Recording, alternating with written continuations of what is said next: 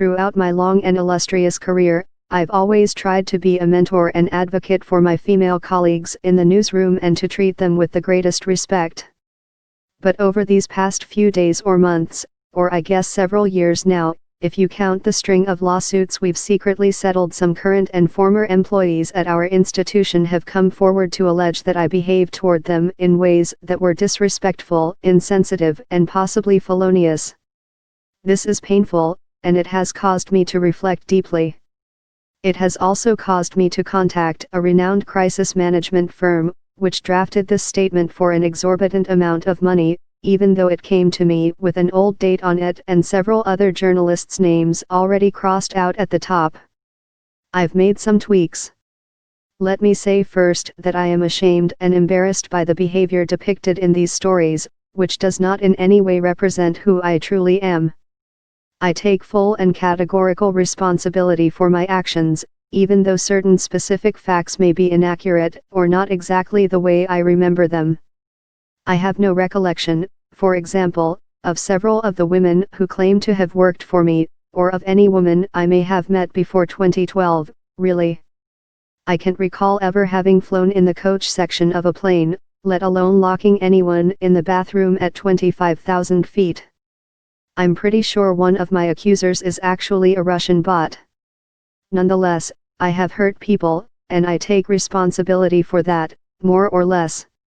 Let me speak to a few of the allegations. Hard as this is to face, I recognize that at times I spoke to female colleagues in a way that was unprofessional and, I now realize, cheesy. It's true that I once told a much younger reporter at a Christmas party, "I'm not drunk.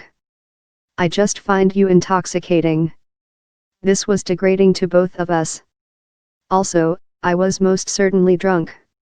In 2012, I shared a booth at a Manhattan bar with a young woman who was then working as the research assistant on my best-selling election book, Bloodsport, the in-your-face story of game-changing in American politics. After offering some prescient career advice, I did suddenly hurl myself on top of her, after which she impaled my cheek with a fork and ran out. But again, I alone am largely or at least mostly responsible for the hurt I possibly might have caused.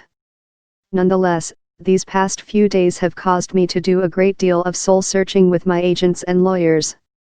Painfully, I've learned that certain behaviors that were commonplace among my role models back in the day, 3 martini lunches, lewd jokes on the bulletin board, undressing in the office, are no longer acceptable in today's world, nor should they be.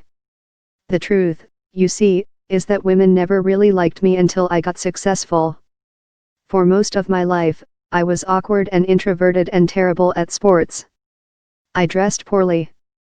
I'm not very good at reading facial expressions. I don't floss. But when I became a famous and influential journalist, younger women stopped walking away from me, and I felt attractive and powerful. I assumed that every woman who smiled at me must have wanted to sleep with me in all the ways I had always fantasized about. In the past few days, I've come to recognize those smiles for what they really were: expressions of confusion, pity, and sometimes fear. I've decided to step away from my responsibilities for a while and ask myself some hard questions. Also, the lock on my office door has been changed and my badge no longer gets me onto the floor, so this seems like a good time for a break. I'm going to stop talking and listen a lot. I'm going to enter treatment for something, somewhere. In closing, I regret my actions, and I take full responsibility. At least for anything they can prove.